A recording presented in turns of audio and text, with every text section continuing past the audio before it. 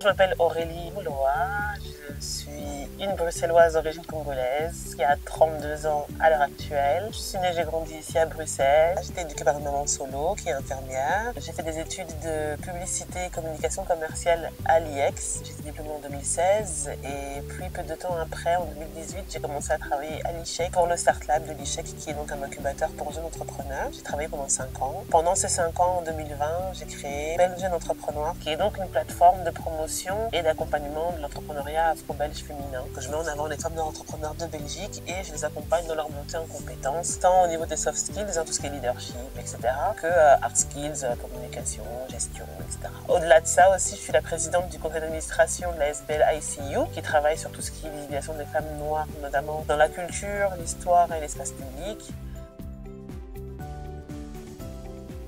Oui, Entrepreneur, c'est une initiative qui est née donc en 2020, en pleine crise Covid, mais surtout au moment où le mouvement Black Lives Matter a commencé à vraiment secouer la planète. Avant que Black Lives Matter ne commence, mais qu'on était en plein confinement, avec 2 amis, on a voulu mettre en place un live Instagram qui avait pour but de donner de l'amour et de la force aux femmes noires pendant cette pandémie. On disait aux gens, plutôt que d'aller à la Fnac, commander chez Pépite Blues avec Célestina, plutôt que commander sur Deliveroo, passer commander dans tel restaurant. Donc l'idée, c'était vraiment de mettre en avant toutes ces femmes-là qui ont justement des entreprises ici en Belgique qu'on peut justement solliciter. Et je disais justement aux filles avec qui je faisais le live, c'est dommage qu'on s'arrête à ce live en fait, qu'on n'ait pas quelque chose qui soit plus durable pour retrouver tous les profils de femmes qu'on met en avant là. Et donc j'ai dit un compte Instagram, c'est bien. Puis je trouvais que c'était vraiment le réseau qui se prêtait au mieux parce que c'est vraiment une galerie en fait très facile d'accès, gratuite, que beaucoup de gens utilisent. Donc je me suis dit Instagram c'est super. Et donc c'est comme ça que j'ai commencé à mettre les femmes qu'on avait identifiées dans le live sur l'Instagram et que j'ai commencé à les repartager. Et puis là il y a eu une belle dynamique qui s'est mise en place quoi. Donc je pense que toutes ces femmes là qui étaient souvent pas reconnues, pas vues, étaient contentes d'être valorisées enfin. Donc elles-mêmes repartageaient. Et puis après justement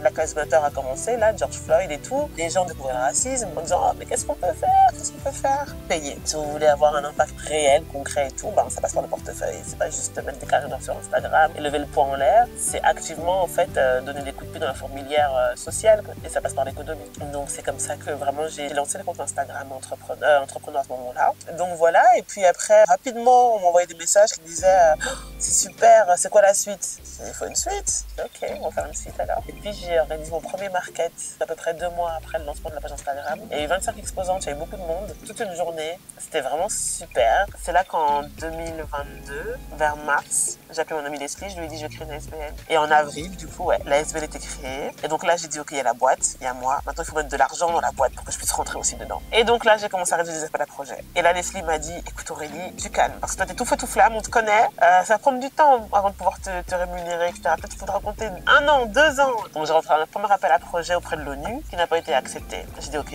on passe au suivant. Et là, j'ai rempli un appel à projet auprès du SPF Justice. Et là, il est passé. Ah, ça a été très très vite. Leslie m'a dit c'est pas normal que ça aille si vite. Elle m'a dit c'est vraiment que... Et c'est comme ça que vers le mois de septembre ou octobre, un appel à projet de l'Institut pour l'égalité entre les femmes et les hommes est sorti. Et quand j'ai vu cet appel à projet sorti, j'ai dit lui il est pour moi et je l'aurai. Et donc je l'ai rempli, et j'avais pas de nouvelles, je me suis dit purée, dans quoi je me lance. Là j'avais assez d'argent que pour vivre que jusqu'au mois de mai. Et si j'ai pas cet appel à projet là, on est vraiment mal. Et puis en février, j'étais en pleine réunion avec Eric Kentucky. J'étais en réunion avec lui et là je vois le mail qui rentre. Et pendant qu'on parlait, j'ai juste fait commencé à pleurer. Qu'est-ce qui se passe? J'ai reçu un financement, c'est bon. Et c'est comme ça que je savais qu'en fait là, c'était vraiment le lancer pour entrepreneur.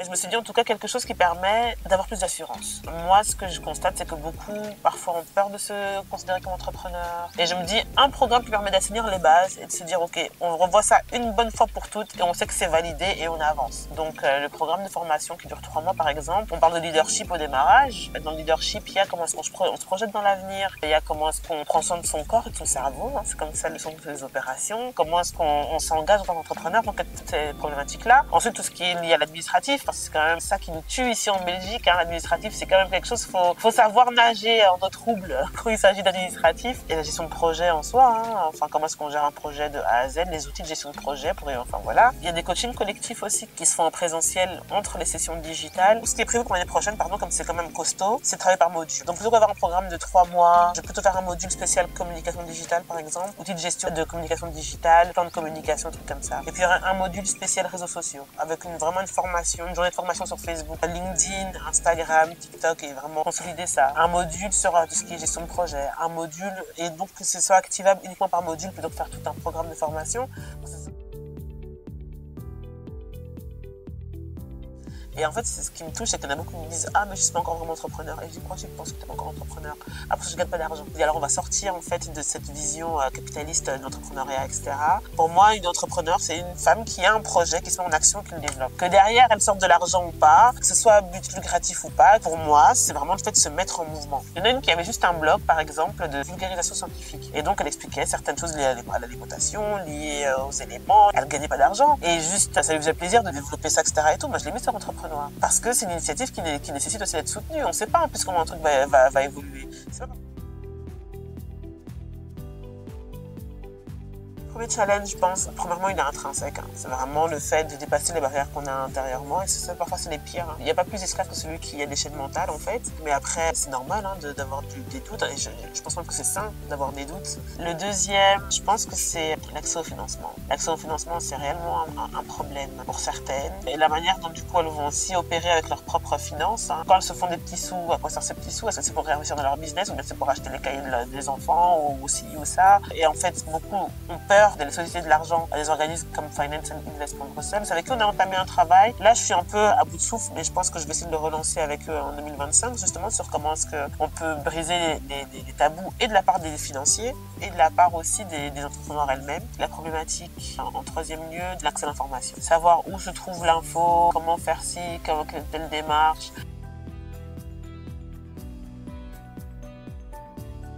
Oui, il y a eu du tout gratuit pendant longtemps, etc. Et tout, j'en ai beaucoup bénéficié, tout ça. Je pense qu'on arrive tout doucement au bout de ce type de fonctionnement-là. De plus en plus, maintenant, les structures, justement, recommencent à faire valoriser financièrement ce qu'elles développent.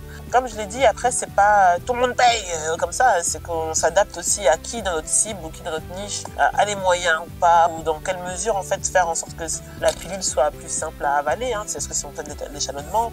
Mais bon, l'échelonnement, ça veut aussi dire que moi, derrière, je vais devoir être à cheval sur ma comptabilité, quoi. Et puis, je pense que tout un travail de pédagogie aussi à faire en disant j'entends que c'est toujours plus agréable de ne pas payer pour quelque chose, mais et pour moi mon travail ça prouve que vous lui mettez de la valeur, et pour vous en termes d'engagement, parce que je pense que l'an dernier leur programme de formation, celles qui ont cru que c'était un club de copines qui sont venues une fois, 2 fois et qui après ne sont plus jamais revenues, etc., répondaient plus aux mails et tout, si elles avaient mis 400 balles là-dedans, ça aurait fait un filtre aussi. Ça va sans doute être compliqué. Je pense qu'il y a tout un travail de pédagogie à faire autour de ça et de leur dire en fait au final c'est pas parce que c'est gratuit que ça n'a pas de coût, et que pour vous à long terme le coût sera positif, j'ose croire. Et donc il faut apprendre à investir en soi-même, parce que c'est aussi tout un mindset.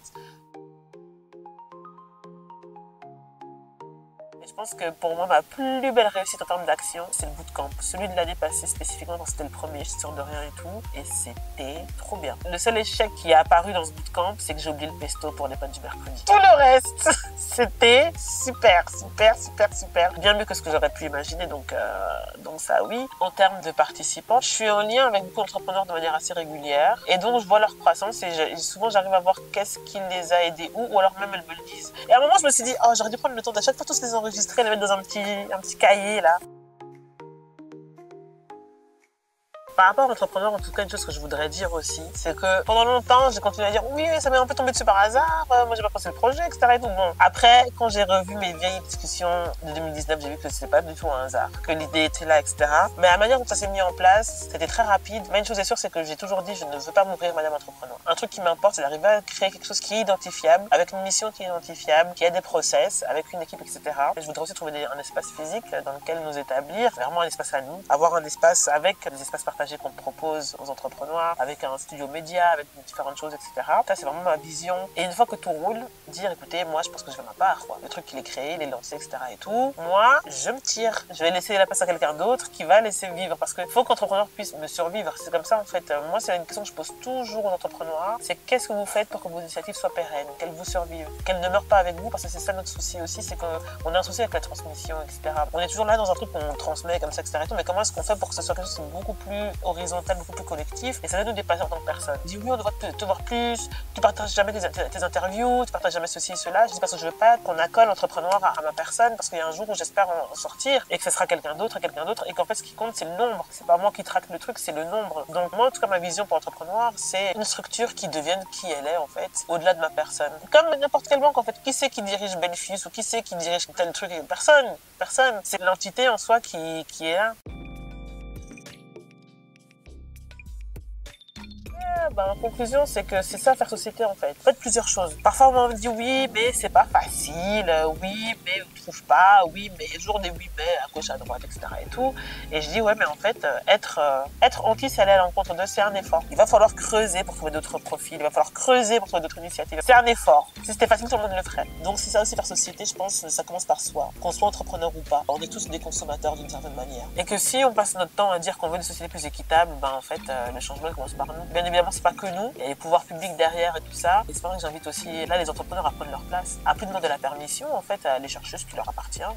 Et si j'ai une demande, c'est plus d'amour de la communauté et moins d'ego, plus d'amour du collectif et moins de l'individu.